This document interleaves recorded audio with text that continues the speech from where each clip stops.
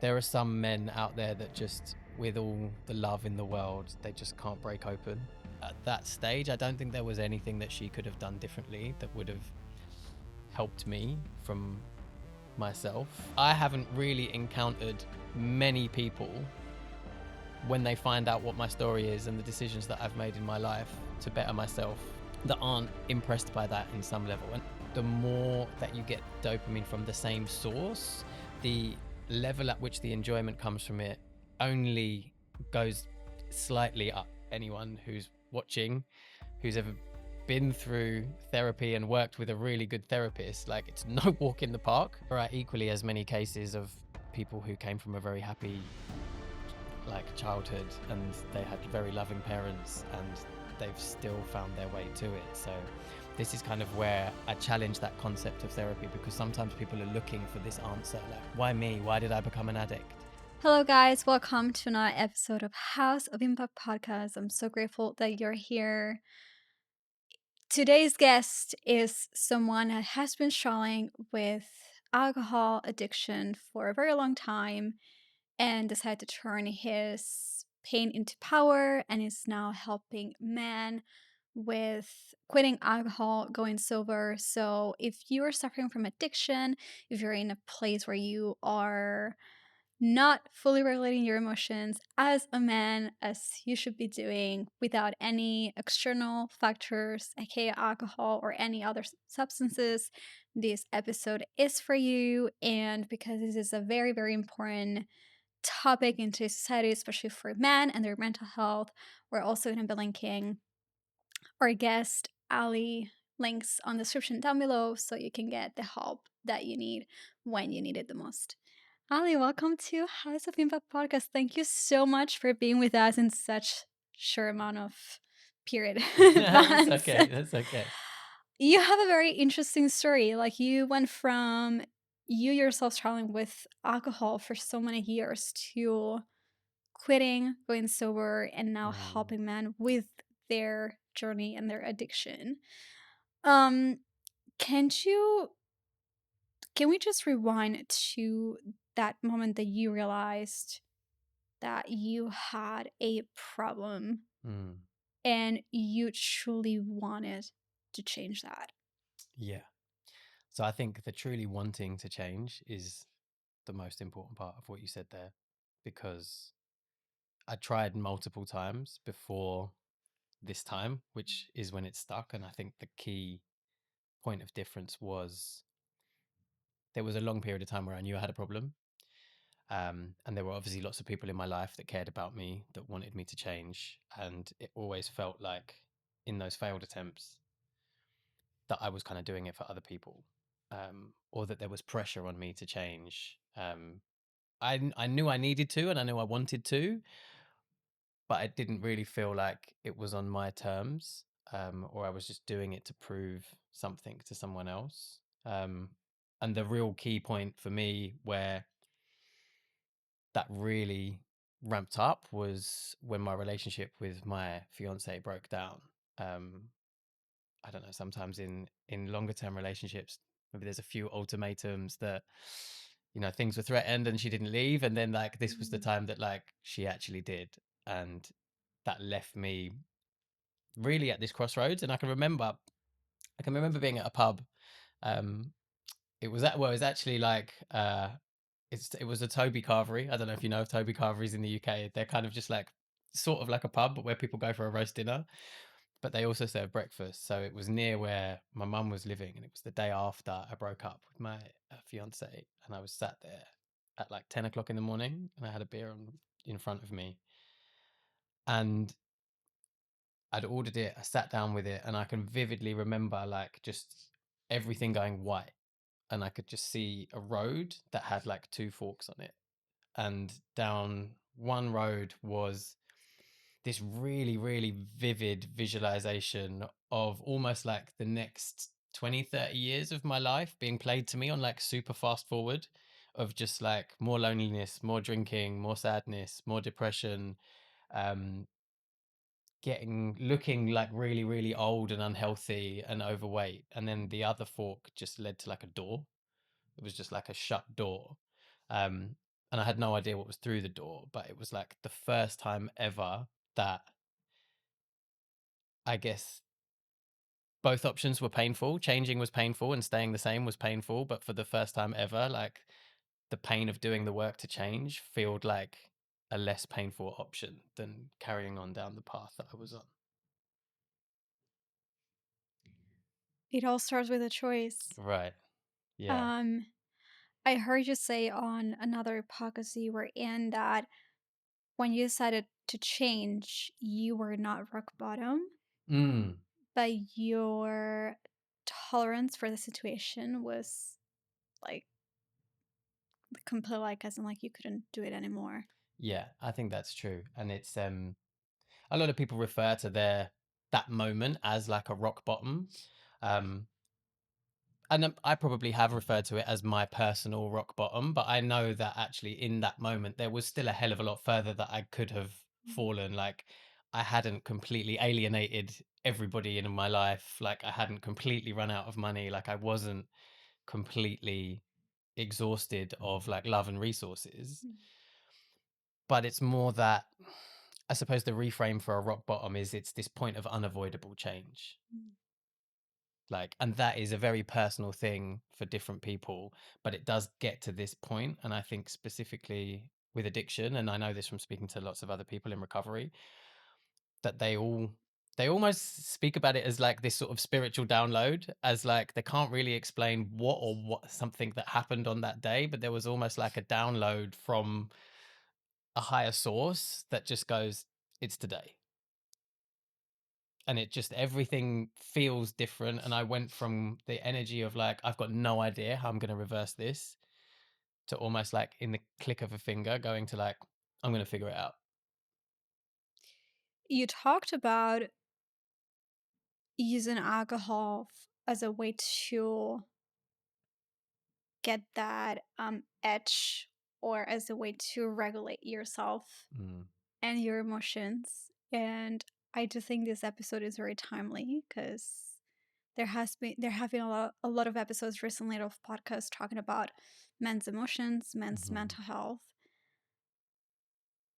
When was the point? How was the transition from you using alcohol to regulate your emotions to actually learning as a man how to regulate your emotions? Yeah. I actually genuinely believe that is what sobriety is. Sobriety, for anyone who's been quite a heavy user, even if they're not particularly an addict, like they could just be a routine user of alcohol, or just like, hard day at work, have a drink, like argument with the missus, have a drink. Like whenever alcohol is pointing to some level of emotional regulation rather than like something that you're just doing for fun and enjoyment, over a long, long period of time, like largely the guys that I work with, they're sort of over 35. So we're generally talking, especially if you're in the UK, you kind of start drinking at about 15. So like we're talking about 20 years of programming that we're trying to undo. And so much of that has been tied to our emotional regulation that for me, sobriety has been as much a journey of like emotional intelligence and self-love than it has about tips and tricks to avoid ordering a cocktail at a bar, right? That's I would say is 5% of it is not drinking, 95% of it is like raw dogging life and actually just like actually appreciating how wild all of your emotions can be when the safety blanket that you've used for 20 years has been ripped away and you're like, okay, I didn't realize how few tools I had to manage my emotions. Now that drinking isn't an option. So then it's like, it's a lot of self exploration and self inquiry as to sitting with uncomfortable emotions, confronting uncomfortable emotions, like understanding your triggers, reprogramming your reactions and behaviors to those triggers, and just being a lot softer with yourself as well. Like dropping down, my idea around what masculinity is has massively changed since I've entered into sobriety. Because I think I was so on this side of the spectrum towards just like suppressing, burying, not processing. Um, that I had to open that chest, like I had to open that cupboard and let some of those emotions out. Otherwise, I think I would have gone insane in sobriety, because it's like I have no safety blanket and I've still got all of these things, and it just felt like I was being pulled in two different directions. So it forced me to do a lot of the inner work that I'd been avoiding. And that was, I mean, for me, that was a huge surprise in sobriety. I thought it was just like, stop drinking and your life's going to be great. And I was like, hey, no, like there is a lot of work to do in that process. What was the process of rewiring your brain from a place that is, we're talking about addiction. It's Yeah. very strong, right? Yeah. It's not like you're trying to break, like, you're trying to break a bad habit, yes, but it's not like, oh, I'm gonna start drinking Coke today. Like, no, we're talking Yeah. about an addiction. How was the process, or what were the steps that you took to rewire your brain? Yeah. So obviously everybody is different, and there's a lot of different um reasons and motives and life circumstances behind how people can get wrapped up in addiction, which is why my work kind of focuses on men that are in a very similar situation that I was, which is kind of like a high performing man who is hardwired for success and achievement. And there is a book about dopamine called The Molecule of More. And when we think about what dopamine is, which is the anticipation of more, that is something that builds up gradually in a high performer from school age, where they might have been high performing at sports, or they might have been high performing academically or musically or anything. And then that's driven to them through their education and into their career. And they're just constantly chasing the next goal. They're constantly chasing the next achievement. And they end up in this situation, and as I did, where to the outside world, people looking in would be like, oh, Ali's life's great. He's got the car, he's got the watch, he's got the house, he's got the girlfriend, he's got this. But for the man that has those things, it's almost like the part of him that allowed him to get those things is the part of him that feels like he's constantly not enough, and he has to keep striving Mhm. for more and more and more and more and more. And drinking for dopamine, using it as kind of the tool of the molecule of more, is just the easy go-to. So you get these guys that are like driven, successful, but then when the things aren't going right, they're driving into alcohol Mm. to get that dopamine. So the rewiring has to come from the opposite of that. So one of the things that we do inside the program is this concept of no rewards. So you remove the reward from anything that you're doing. And essentially, where I said that there's this journey of self-love that happens, is what's quite common is when people are trying to adopt a new habit or quit a new habit, is like, I'll do the thing I don't want to do, and I'll Mm. reward myself by something that I do want to do, which is great. Like if you're not an addict and you want to try and run a 5K and you think, yeah, I'll go out with my friends, run the 5K, then we'll have the croissant. Fine. For lots of people that works, but for high performing men who with addictive tendencies, that just is fuel to the fire. So even when you're trying to break away or rewire, you almost have to separate the things that you have to do or you need to do or that you want to do that are going to drive you closer towards your goals, and the things that you enjoy doing because they bring you joy and they're playful and they make you smile. And you just have kind of two separate lists, and you make sure that you're engaging equally in both activities, but you're not linking the two.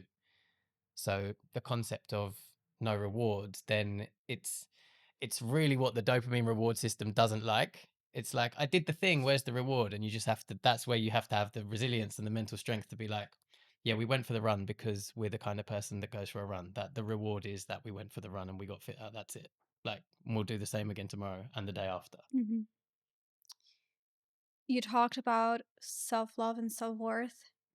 Can you expand on that? Because I do think, especially for men, society wires, like, or puts men in a bucket of, you gotta man up, toughen Yeah, up. So the fact of self love for a man and compassion, I do think it's completely a stranger it is. concept. So how do you include this into your work and helping Yeah. people break free from their addiction?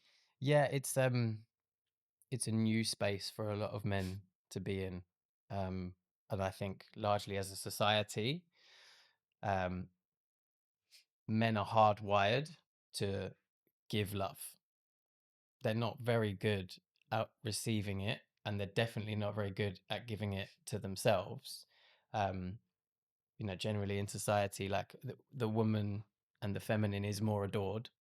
Um, and that's just kind of the programming that a lot of the guys that I work with have been brought up with. So we have to get them to this place where they're understanding what self-love means in a masculine energy, which is different to what it means in a feminine energy. And in a masculine energy, it's coming more from a heart-centered place of like focus, drive, ambition, discipline. And it includes some of the feminine energies like playfulness and creativity as well. But I think it's easy for men to be like, oh, self-love, like that sounds like, what we're just going to do, like sit in the bath with the bubble bath. It's like, no, actually self-love is holding yourself accountable to the standards of the man that you want to be, which is a very different form of love. um and I attend a lot of men's groups and stuff like that, and the large energy of love between a group of aligned masculine men is one of accountability. And that is also, on a self-love standard, it's like holding yourself accountable to who you want to become.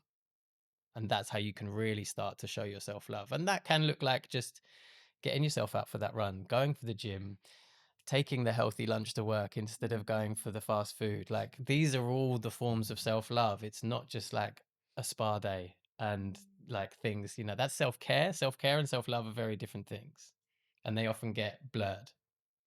What were some of the key things that you did to quit alcohol and actually stay sober and not just go back? Yeah. So there are definitely two phases to sobriety. There's the getting sober and there's the staying sober, and they require different strategies and different mindsets. There's a lot of patterns to break in the early stages, and you really are in the trenches for kind of 3 to 6 months, where like everything is new, everything is challenging. And in that phase, it's really a phase of like non-judgmental behavior, because we all cope with what's going on in different ways. So 99% of people will find themselves eating more sugar. Like, it just happens. Like, we're not going to perfectly rewire everything. It's like, if we're removing dopamine from one space, we probably will get it from another one. So it's just an awareness of that. Like, with men as well, like fitness can become an addiction in those early stages. But it's like, if you're eating a little bit more sugar and you're smashing the gym 6 times a week, like, it's not the worst thing. Probably won't be doing this forever, but you can use these strategies to cope. Um, but I think it's giving yourself grace, because lots of people, when they go into this journey, they try and do all the things all at once, and your brain doesn't have the capacity for that. Specifically, I think one of the mistakes that I made was starting therapy too early. Um, and I don't have a bad word to say against therapy. I think therapy is a fantastic tool and it's really important. But anyone who's watching, who's ever been through therapy and worked with a really good therapist, like, it's no walk in the park. Like, it's Mm-hmm. pretty brutal. Mm-hmm. Um, and if you're very, very early stage sobriety or addiction recovery, and you haven't gained enough momentum, and you're not self-assured enough in your journey, and you haven't built the strength up mentally and physically, it felt for me like I could do like 2 weeks worth of great work, and I'd have this one therapy session, and I would feel like I was back at square zero again. And it made those early stages of sobriety for me like way harder than they would have been. And I know that now from like people that I've worked with, where they go through a period of momentum building or coaching or positive psychology, where they're kind of moving away from the habits and focusing more on building the dream life. And then it's like, okay, with an awareness that there is some stuff to deal with, like further down the line. We're not saying never deal with it, but it's saying like, let's get to a better place before we open that box. Because when we open that box, there's going to be some ugly monsters that pop out. So we probably don't want to deal with monsters on day one. What happens to your brain when you go sober? Lots of things happen to your brain when you go sober. I think the one that you notice straight away is the awareness of how much you try to distract yourself by everything, because you take away the alcohol and then it just becomes these other things. And for many men, particularly, sobriety is an exercise in embracing and understanding and learning how to be bored. Because when we can't handle boredom and we're constantly reaching for social media, sexual intimacy, gambling, anything that is like high dopamine, like it's bringing us away from our true selves. So there is a real period of there has to be a period of resistance. And I'd love to say that I've got a magic solution. Like, you do have to go into the trenches of your mind and actually learn resistance techniques, which we build in from like ancient practices, because like there are amazing warriors of the past and tribes and cultures that have been engaging in these kind of practices for hundreds or thousands of years, that have kind of had these modalities that have been lost. So we kind of bring those in. So we match the neuroscience with the ancient practices so that people can actually learn to observe what's going on in their own mind. Because it will vary from person to person. Like, what would happen to me would be different to you, but the process through it is learning to observe rather than react. Mm-hmm. Would you say this is a bit controversial? That I've heard this in a movie actually, but would you say once an addict, always an addict, or as in like you can completely erase addiction, or you just is something that will always be there, but instead you just learned how to control it instead of it controlling you? Yeah, I think it's definitely more the latter. Like, I often joke with this. It's like, I don't think I'm an addict anymore, but like, I'm not gonna have a drink to find out. Like, Mm. that's the energy that I'm in my head. It's just like, I often think like I probably could go out and have a steak and enjoy like a glass of red wine, but then there's another part of me that is like, but what's there to gain? Because there could be a possibility that that could be one small action that could just bring a snowball that took me Mm. back to where I was before. And I don't know if this is my masculine brain, but I'm very evidence based. I have Mm.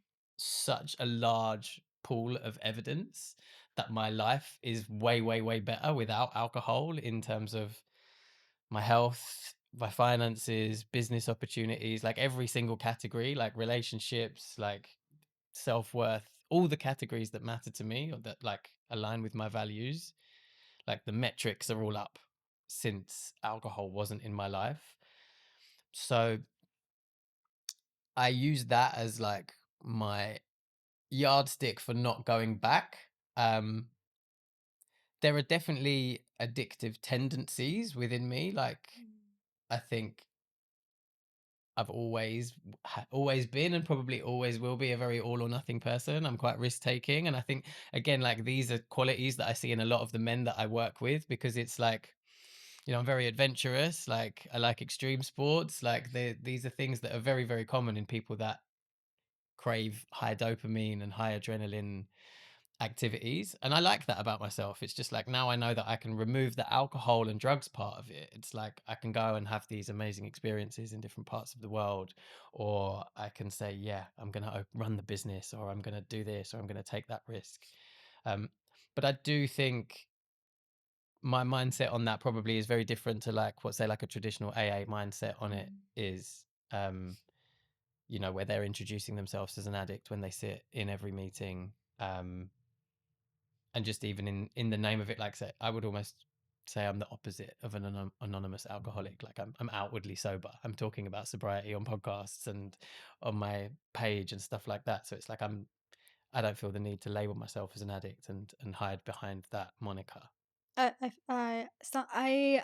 heard something and also read this on an article, and I found it very funny and very brave in a unconventional way to do it. But instead of being like, "Hey, I'm Ali and I'm an addict," you just like wrote on Facebook and on Yeah. LinkedIn, "Hey, I'm just on my journey to going sober.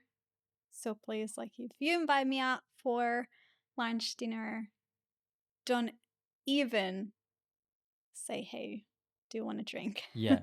Yeah. It was almost like a protection mechanism or like a control mechanism. I just thought so many people know me as a fun party guy, even within business circles that I was in, like networking, drinks, and all the rest of it. Like it was almost too challenging for me to think of having a conversation with everybody that I could potentially go out and have a drink with. So, and I had some weddings coming up. Like I stopped drinking in like early August. So it was just the start of like summer wedding season. And I had a wedding in Greece. Of last year? No, this was like it's 3.5 years ago now. So it was 2021. But yeah, so I had weddings abroad that I'd already like bought flights and accommodation for and everything like Mhm. this. So I was just like, I don't want to have the same conversation over and over and over again with people at a wedding who like know me as being a party guy, being like, hey, why aren't you drinking? Hey, why aren't you drinking? So I just decided I'm just going to own it. And then it became more real for me because I think a lot of people, when they go into sobriety, like they dip their toe in. And I think whether we like it or not, we all have a relationship with alcohol. And if you want to have a positive relationship with anyone or anything, you need to make a commitment to that thing or person. And by being non-committal to sobriety, which is a lot of what I see, um, and it's not everyone's approach. Like, and again, it's the opposite to the AA approach, which is one day at a time. I'm like, no, I'm sober forever. And if that scares you, good, because it's fucking scary. But it makes things a hell of a lot easier than waking up every day and being like, oh God, have I got to decide whether or not I'm going to be sober again today? I'm like, no, I've decided once. And now that's not going to take up any of my mental capacity. I'm not saying that's going to make it an easy life, but it's like it's easier where you speak on the podcast about like identity. It's like if I'm very very crystal clear on like the future identity of the version of myself that I'm continually stepping into, and that version of myself in all of its iterations is always sober, it just helps me clarify the vision of the identity of who I want to be. It just is easier to step into becoming him, if I already know that he is always sober, rather than me being like, I don't know, like, yeah, I'm just not drinking right now. Um, especially in like social contexts, like there's such a difference between like someone at a bar who knows you as a drinker and you being like, oh no, I'm not drinking at the moment, I'm just trying to be healthy. Like, I did doing dry Jan, blah, blah, blah. Like that's very like non-committal. Like it almost invites someone to test your boundaries. So I always kind of say like, people will respect your boundaries only up to the level that you respect them yourself. So if someone's like, you having a drink, even if I know them or if I don't know them, I'll just be like, no, I don't drink. And just like, you don't invite any feedback. Like, and if they ask, you'd be like, I just don't. And then it's more of a hard stop. And then it doesn't invite as much like challenge. So I think putting stuff out publicly as a form of accountability was just an extra layer of that, Mhm. of stepping into this identity of someone who is a non-drinker. Mhm. You've said something very interesting there, which is very, very important and probably a very important part of the work that you do. You talked about identity Hmm. and fully embodying and stepping into your sober Yeah. version of yourself. How how was the process for you to uh, the process of like quitting alcohol and then rebuilding this new identity at the same time that you were also working on your self-worth as a man? Hmm. Because I ask this because we always see a lot of women talking about reinventing yourself, talking about building yourself from the ground up again, talking about like all this stuff, but we never see many men, or I haven't seen many men actually talking about how to build a new identity Hmm. that's rooted in self-worth and Yeah. self-love. And I do think that's why there's a lot of problem with men nowadays with mental health. Like I think I read the other day, like 5 men a day commit suicide in the UK. Yeah. That is outrageous. Yeah. Um, how did you build that new identity? So this is the main thing that was different between me getting sober this time and the times that didn't work. Um, I've fully embraced more sort of like manifestation and visualization and identity shifting practices like that I never really used before. And so it was actually quite early on into my sobriety. My sister sent me this podcast to listen to. And I was just in this early stage where like I was just really struggling and I was quite open minded. I was like, Mm. I'm at that stage when I'm just willing to try anything. Like, I don't care how woo woo or out there this sounds, like, it can't hurt. So she sent me this podcast. And in it, they described this activity, which was about writing yourself a letter. And at the time, I can't, it was the end of August or early September. I was only like literally a couple of weeks into sobriety. And the exercise was to write yourself a letter in the future, but you're writing it as you in the future back to you of today. Mm. So where I was quite new to this, I was like, I'm not going to go super long. I'm just going to go to Christmas. So I'm going to write a letter, like it's like a thank you letter to me of today from future me. And in that letter, you're talking about everything that you want to manifest as if it's already happened because you're writing a thank you letter to like me of 5 months ago for doing all of the work to get me here. So in the letter, it's like actually using the words like, I love you, I'm so grateful to you, Mm. like, I'm so thankful for you for putting in all of the work, for resisting all of the times that you nearly drank but didn't, for, you know, rebuilding the relationships, for forgiving people that you needed to forgive, for like saying sorry to people that you'd hurt.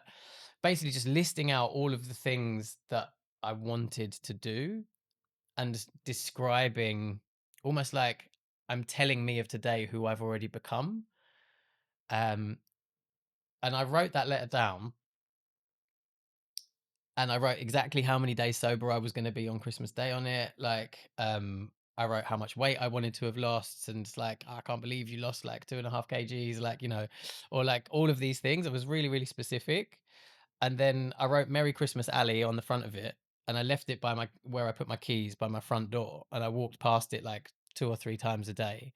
And that in itself of like the energy of manifesting Mm. that life and putting it somewhere where like I'm constantly reminding myself, and even like in the low times, I'd told people about this letter. I'd told my mom and my sister that this letter existed, and they knew that the plan was to open the letter on Christmas Day. And I'd told them, Mm. like, regardless of how I behave or what I do over the next months, I'm going to open that letter on Christmas Day, whether or not I've done the actions or not. So it's either going to feel like a celebration or I'm either going to feel really shit because I didn't do the work to embody the, I suppose, the life design that I'd created for myself. So that was like the first sort of experience that I had into the power of like sitting down, intentionally deciding who I want to become, and then having these commitment techniques and strategies, like telling other people is the accountability around it, like committing it to paper. Then I also made a vision board around it that I had on like my laptop background. And then it didn't actually feel like that hard work to step into it because I was so clear on the direction of where I was going and who I was becoming. And I kind of felt like I was him before I was actually him. You Um, embody it. that's Yeah. exactly it. Yeah. So I was all very new to it. Like I know what it was looking back, but at the time I was like, Mm. this is cool. Like, why doesn't everyone do this? Yeah. Yeah. Uh what okay, so two questions. The first one is what triggers addiction? And the second one is what habits can you build around your day-to-day life to beat addiction and to go sober and make long-lasting change? Yeah. So the first one, it's, there are a percentage of people that just like genetically predisposed Mm. to it. There are many cases of there being something traumatic happening at some point in our lives, like an event that we never really processed. But there are equally as many cases of people who came from a very happy like childhood and they had very loving parents and they've still found their way to it. So Mm. this is kind of where I challenge that concept of therapy, because sometimes people are looking for this answer, like, why me? Why did I become an addict? Mm. Whereas there's a type of therapy called ACT, which is acceptance commitment therapy.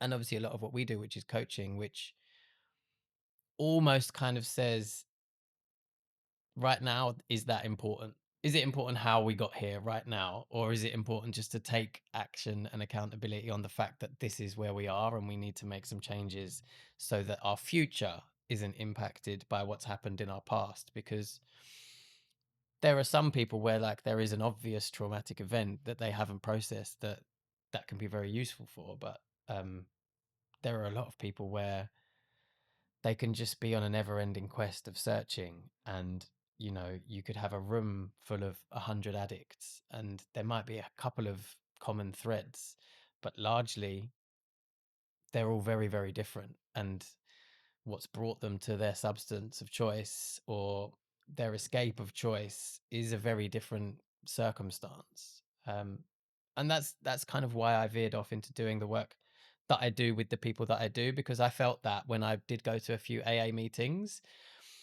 um, there was just so many different life circumstances that I could relate to everyone, in that we all used alcohol as our escape. But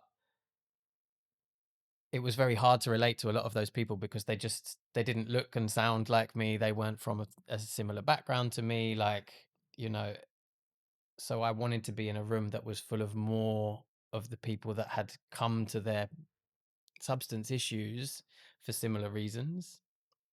And what was the second part of your question? Yeah, and my other question was, in the process of you getting sober, what were sort of the habits that you created in your day-to-day life and that you were able to stick with to create long-lasting change? Yes, I think the two main ones are just embodying this process of no rewards. And even at a minor level, even if there are people watching or listening to this that aren't addicts, like, go through your day to day with an awareness of that, and you'll notice how many mini times you reward yourself for action. um and this is all part of and it might just be Mm. like of spending some extra time on social media, or it might be like, oh, I'll just finish this work and then I'll get the coffee. Like, it's so many little things that we do. Just having an awareness of how many times you're kind of honoring your dopamine reward system, and and just the awareness of how you could break those down a little bit. And it's amazing to see how many times that we break that down in our day to day, that then when you're getting to the weekend, you're not like, oh, it's been a long day, it's been a long week, I need that glass of wine. It's just, it's preempting that's going to be the feeling that's going to come, like, I deserve a drink. It's like, no, you don't. Like, nobody deserves a drink. Like, a drink is a drink. Like, it doesn't need to be deserved. Just separating action from reward, that's kind of, that one is quite a big one in terms of like a habit shift. That's more of like an identity shift. And then in terms of like an actual practice, like, meditation, hands down. uh Particularly elevating your practice to a non-guided practice, where you are not just being distracted by alcohol, you're kind of just learning how to just not be distracted by anything. So it's quite a safe environment to practice, Mm. just not being distracted or just observing. Because largely when you start to meditate, or anyone starts to meditate, it is a process of noticing how many cravings you have to do lots of things. And that craving could be like, oh, I want to move my hair out of my face. That craving could be, I want to move my knee because my hip's slightly uncomfortable. Like they're all mini cravings. And it's like, actually, like if you don't act on that craving, like often they go away. You're just constantly distracting yourself from the present moment. And I think that is something that overlaps so much into being able to resist temptation or craving, like in the real world when it comes up. If you know that you can sit in quite a noisy place and meditate for an hour, then it becomes quite easy to deal with the inconveniences or distractions in the day to day. I find something very interesting, because a lot of us, myself included, work with a reward system, Hmm. right? Because people say like motivation doesn't exist, you need Hmm. discipline, but like we all work with a reward system, Hmm.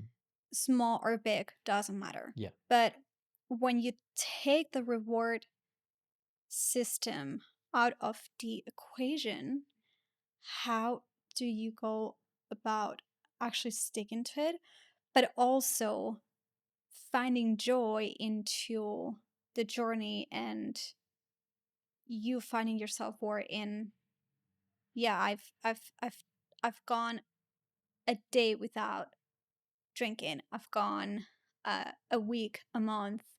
How do you do it without rewarding yourself? What's the motivation, or what's the back end of Mm. that? Um, yeah, it's an interesting one. And it kind of, it's all encompassed by, again, like an alignment with this identity. So I still have a vision board that has material things on it. I have still have things that I'm working towards. I still have financial goals within my business, and I will acknowledge them when they happen. And I probably will have like some form of celebration to acknowledge them, even if it is just like self congratulation. But I'm not prescribing to a, if that happens, I'll do this. It's just like, I know that that will happen because I have so much power and belief in my ability to manifest the things that I'm working on, that the process becomes the reward.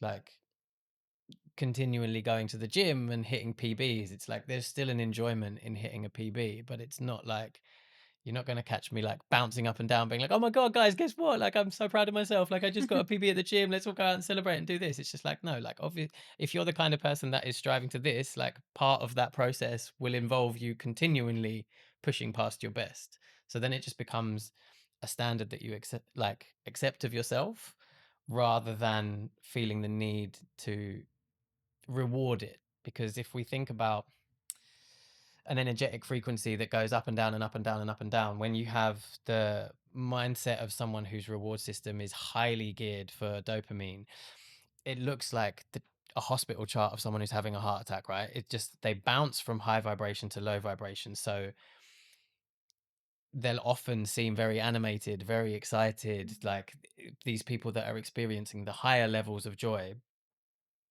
it comes back down. And the interesting thing with dopamine is that the more that you get dopamine from the same source, the level at which the enjoyment comes from it only goes slightly up. So, like the first time you do it, it's massive. And then every time after, it gets less and less and less, meaning you need more of it to get the same effect. But the inverse is true. So, when you go down continually over time, the distance that you go down increases. So the amount of joy at the top end you're getting is less, and the amount of sort of the depressive states that you're getting increases.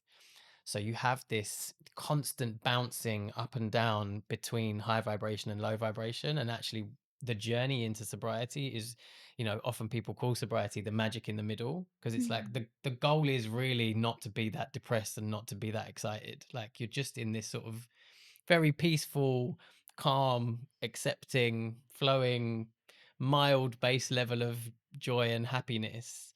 You don't feel the need to go and chase the ecstatic highs that you used to have when you were doing drugs or getting really, really drunk. It's almost like you kind of divorce that part of you, or even like you actually kill it off. Like it's that version of me is dead, and that also helps with the identity creation to actually understand that like version 47 of you is now dead and we're now creating version 48.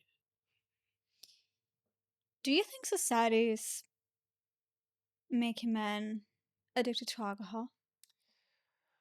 um do I think society is making men addicted to alcohol? I think it's very, very easily available. And I do think that there is probably a story within the minds of lots of men, especially as we're growing up with alcohol, that there is some form of masculinity that is linked to being able to hold your drink, or like having a whiskey and a cigar, or, you know, being at a sports event and getting drunk. Like these things are so overlapped with like a lot of people's idea of what it is to be a man. Like, Macho man right. syndrome. And Yeah. there's a lot of dads out there that want to take their sons to the pub for their first beer and things like that. It's Mm. so attached to like manhood and masculinity. Why don't you Um want to drink? Like, you should have a drink. Let's get a drink. right? Yeah. Yeah, like don't be a pussy, have a drink. Like, you Yes. know, there is these are the societal programmings that we kind of have to challenge, but the counter argument that I would say to that is masculinity is always respected when it's true, and when, like I was saying before, you're delivering your choice, your life choice, with real confidence, and you're owning the shit from your past.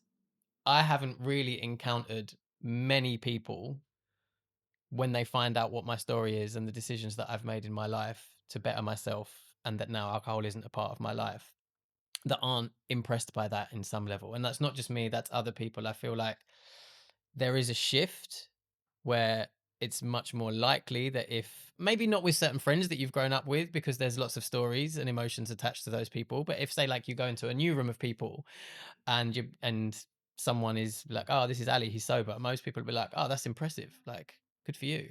They're not like, don't be a bitch. Like that Mm. is the shift that I've seen more recently, whereas I think maybe 5-10 years ago that would have been it would have just been hard for people to get their heads around. They would have been like, what do you mean you don't drink? Yeah, there's actually a shift in society. Like I'm a millennial and I see a lot of Gen Zs sober. Yeah. As in like I'm Spanish originally, but I know the drinking culture in the UK is way like more aggressive even than in Spain, and Spain is a big thing there. But I think there's a shift of like Gen Zs, we're talking about people in their early 20s that they're just like, I just don't want to drink. Mm. Like, I don't drink, I'm sober. And we're seeing the shift now, especially also with men's mental health awareness. And it's interesting because I feel like that is setting up the path for actually a more self aware and mentally healthy society, and especially for men, Mm-hmm. because um like men, the way I see men is they are leaders and pillars of a home, of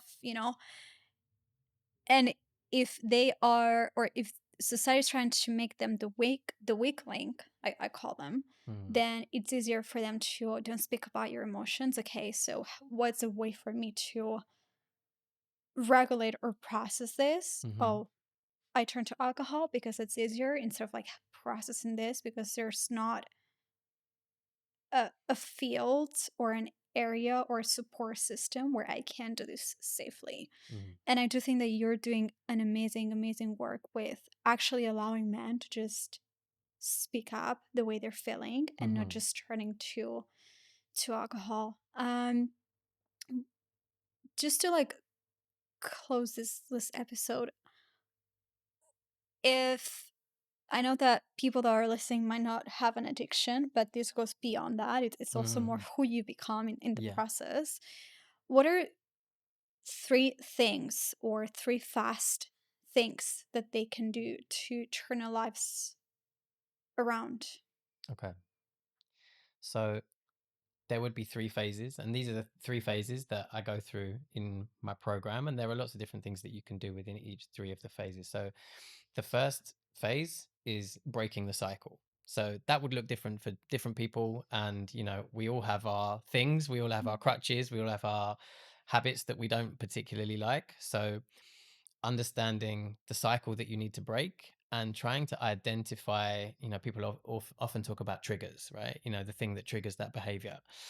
Once you find that trigger, then find what the trigger to that trigger is. And then once you find the trigger to that trigger, go back until you're 5 levels behind the trigger. Because especially in the world of like alcohol and amphetamines and harder drugs, where like the dopamine that's released is like 10,000 fold, it's almost too late if you've just identified the trigger to use. It's the dopamine builds up in the anticipation of the action rather than in the action itself. So the dopamine began to build maybe 5, 6, 7, 8, 9 steps before this. Mm. So I suppose that really lends to a little journey of understanding what the root cause is rather than the Mhm. symptom. So if you are trying to stop an action or quit a habit, don't see it as like, oh, every time I do this, I do that. It's like, all right, no, you need to go back a little bit further, because if you stay in the symptom, that's very short termist. And then the second phase is building the vision, which is kind of some of the strategies that you talk about a lot on this podcast and that I've mentioned about, like actually spending some time intentionally about, almost as if you were creating a computer character.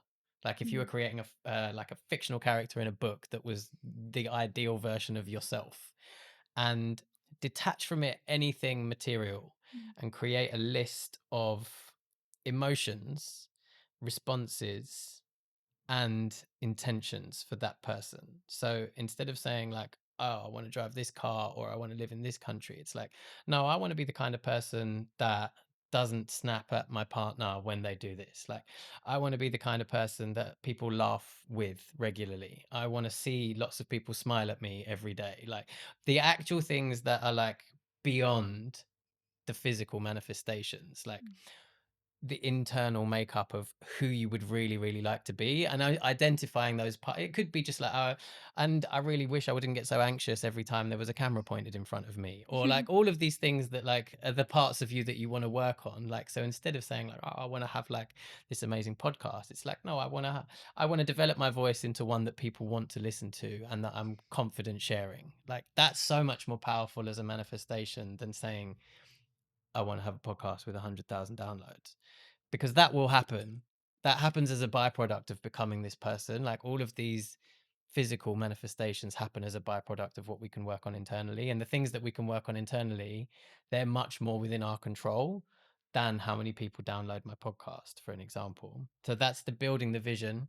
And then after you build the vision, the third thing is to become I call it becoming the man, but it becoming the person. So then it's like an understanding of like, this vision is not going to come to life without any action, and that action is going to require doing some hard stuff and probably having some people hold you accountable, maybe working with an expert or a coach that can help you bring your vision to life. But if you just go straight to kind of doing the work without breaking some of the patterns and building the vision, you'll just feel like you're putting loads of effort in and you're constantly feeling like you're not enough and you're drowning in it all. So kind of has to go in that Mhm. linear Mhm. process. How can women help support men to break free of their addiction, or just helping them with mental health? Because I do believe we're also a very important part of the equation. It's not just you, men. Yeah. Yeah, it's a challenging one, because there are some men out there that just, with all the love in the world, they just can't break open. And I was in that camp. Like I said at the time, like I was with a partner who loved me very much and would have done anything to help me, but I wasn't letting her in or being vulnerable enough to show her all of those parts of me. And at that stage, I don't think there was anything that she could have done differently that would have Mm. helped me from myself. And it's almost like until that man comes to a decision himself, which is really hard for any woman that's listening to this that has a partner that is struggling. Like, I'd love to tell you that there's certain things that you can do, but like I tried quitting for my partner, and like it didn't work. um but then the shift then is like, once that man, or if that man does make a decision, and this is often what I see from, I get messages from most of my clients' partners, like just being like, thank you so much for like, he's changed in this way, or like he's more present, or like you've given our family their life back, like, because they've been so desperate for so long. But I think it just comes down to an awareness of maybe having the conversations with your partner about the level of responsibility that he's under. And uh, men just really, really want to be appreciated and respected. And often that can be lacking at home. Especially in longer term relationships. Like, we're all guilty of it. Like, you've been with someone for a long time, it's easy to take certain things that they do for granted. But the energy that I feel from a lot of the guys that I work with is they're kind of providers at home. You know, they have their wives to look out for, they have their kids to look out for, then they're usually in quite senior positions, which means they have lots of people underneath them, and it just, the energy of their whole life just feels like anywhere they go, anything that they do, that there's just people that want a piece from them.